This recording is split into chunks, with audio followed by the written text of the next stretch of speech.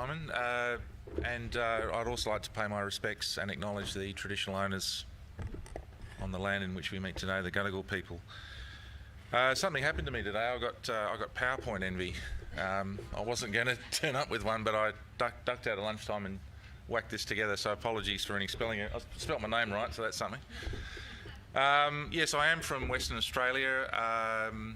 And I suppose it's a different patch for a number of reasons. I sat on the Western group earlier because I thought there might be some similarities in terms of remoteness and the sort of the regional focus, which is different to an urban setting. And I guess there are parallels, but we also deal with highly remote situations, which are probably only seen in places like WA and the Territory. So, Community Housing Limited, we're a not-for-profit company, community housing company. We're established in 1993, so we're nearly 25 years old. We operate in all states and we've got about 7,000 properties under management under a variety of programs, things like transitional housing. So we do manage Aboriginal transitional housing in Kununurra, Halls Creek and Broome. We've got other programs. We do a lot of work in the disability space and we regard ourselves as a provider for people with high and complex needs.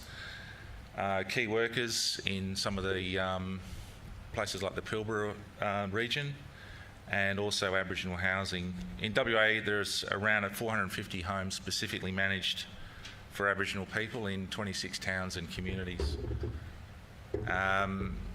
And I suppose it's such a focus for us that this year we've also, as part of our group of companies, created an entity called Aboriginal Community Housing Limited, which is going through the process now of establishing a board, its own governance rules. It'll be a majority Aboriginal board and so on.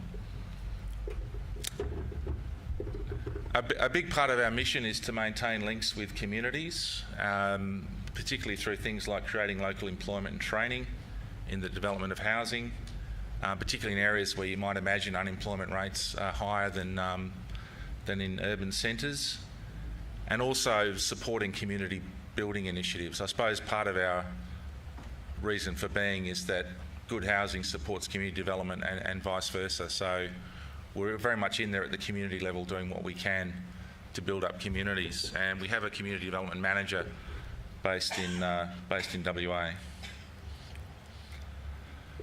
Just quickly on community development, broadly speaking, the way we regard it is playing to your strengths. So much in the Aboriginal space is about the old deficit model of what's wrong, how can we fix what's wrong. So we turn that on its head, and it's about, well, what are the assets here? How do we play to what the community has going for it? And we've had a bit of this today. People need to participate in and shape their own development. We need to take stock and strength of community assets, and capable local institutions are essential to achieving good outcomes. Just a quick slide on some of our challenges.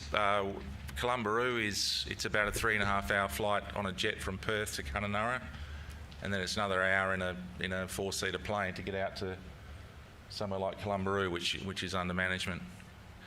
And Western Australia has its own challenges and peculiarities. For example, I think I'll be long gone before we start talking about home ownership somewhere like this, because it's under a very different form of tenure, essentially held by the Crown.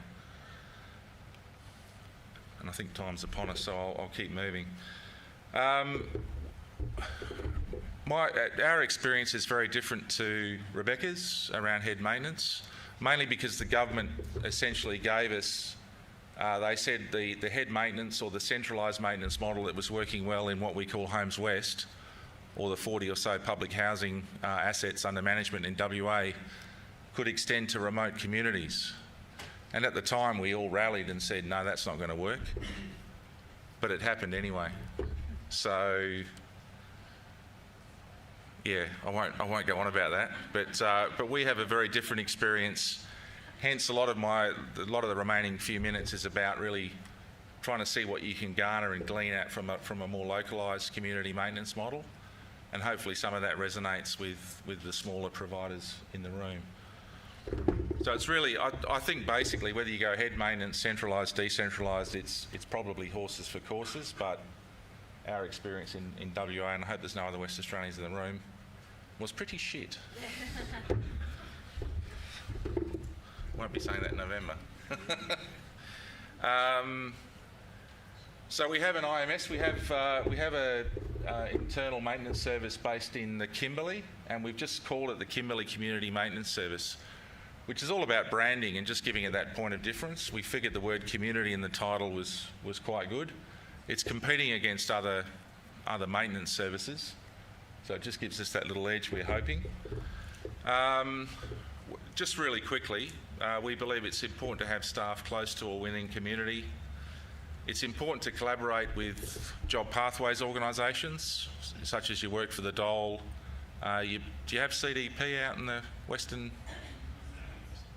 and the inner urban? Yeah. So where you can, that's a really good opportunity to get that throughput, if you like, or those young trainees onto an employment pathway, and that's working really well. It's early days, but it's proving beneficial. We also, where we can, assist in delivering community-based projects. So, for example, there's a community near Wyndham called Goodagara, and we've just had the maintenance shed work on completing an internal office for the community where they can run their traditional owner business. They can look at enterprise development. We didn't get any money for it, but it was a really good community building initiative. It was largely funded through grants, actually, lottery grants, etc. But it's just really good to build the community up. And also, where we can, we collaborate with local agencies and support organisations, things such as cleaning works in the community, providing prizes for best garden and all those sort of things. Information and communication.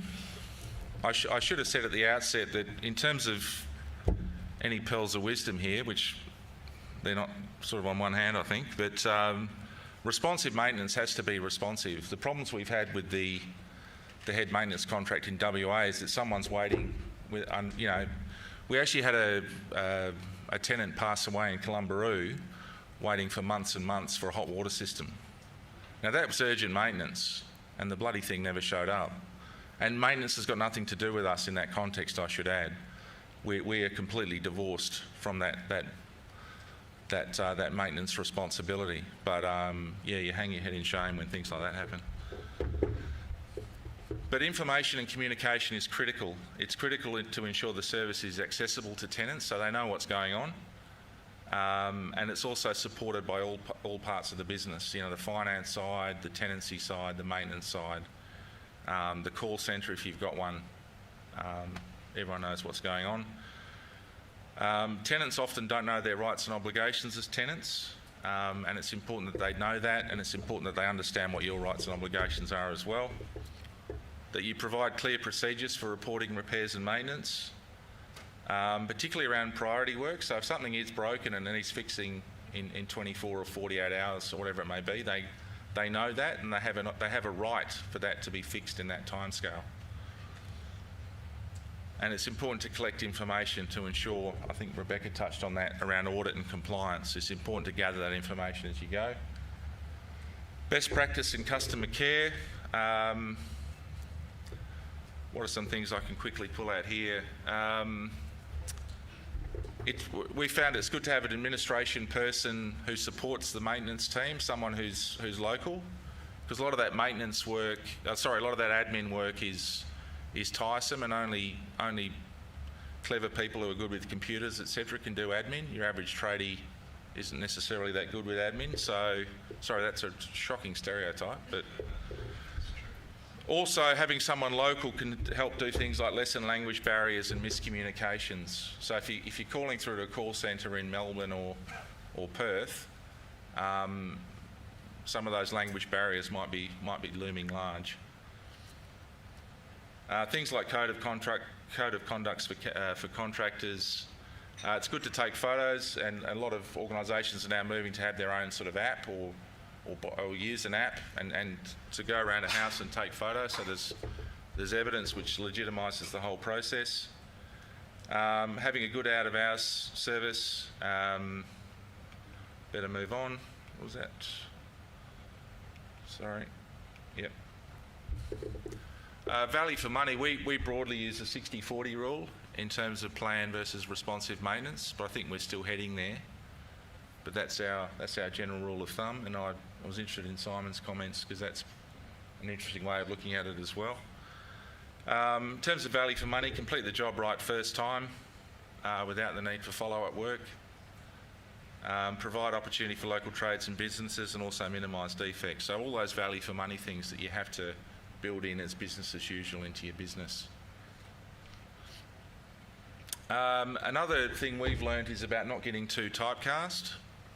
And there was a comment from earlier today that maybe, you know, an Aboriginal maintenance body can also do maintenance on non-Aboriginal housing assets. Well, why not?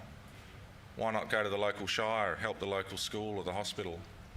That's something that we're discovering. It's good to put your shingle out there and you know, provide as broad a service as possible. It'll help with your sustainability.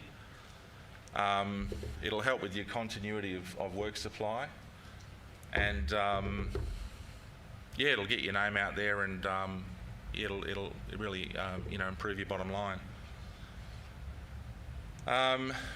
We've learnt just that top dot point there that having the right amount of staff is critical. It's a bleeding obvious point, I guess, but having a really good supervisor is essential.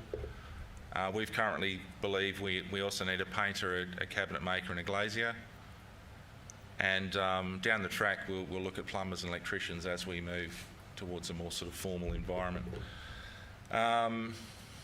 Also, that point near the end, thinking about regular maintenance requirements, we have a lot of work on things like crim-safe screens, which are $1,000 each, sort of wholesale. So if we could move towards manufacturing things like that, things that break easily or frequently, if we can have things like a window press in our shed or our factory, that would help us out a lot.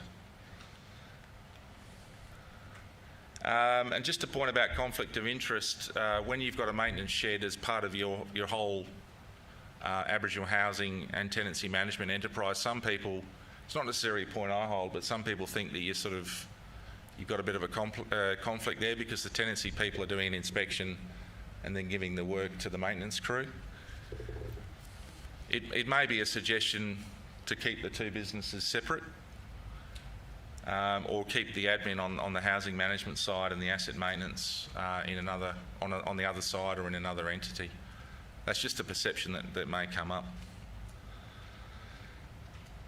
Just things we've learned about a decentralised approach, and these are very real. These are not just things I think, but we believe and we can demonstrate that certainly in a West Australian context, if maintenance is decentralised, in other words, it's more localised, and you got a team on the ground who are closer to the tenants that they serve, you'll have less wait times, you'll have better local knowledge around things like, is the tenant going to be home, is there a funeral, all those sort of things. So it increases the responsiveness of the responsive maintenance service. In the Kimberley alone, under the head maintenance contract, something like $10 million in variable travel costs. So the travel costs just go through the roof. So we think you can keep costs down through a more decentralised approach. There's less bureaucracy. There's increased responsibility. We would argue you can't pass the buck quite as easily. The links between tenancy and maintenance are stronger, and that's really important, that there's things are joined up there. There's better admin support, as I said earlier, and there's also increased capacity to get tenants involved in maintenance work. That's me.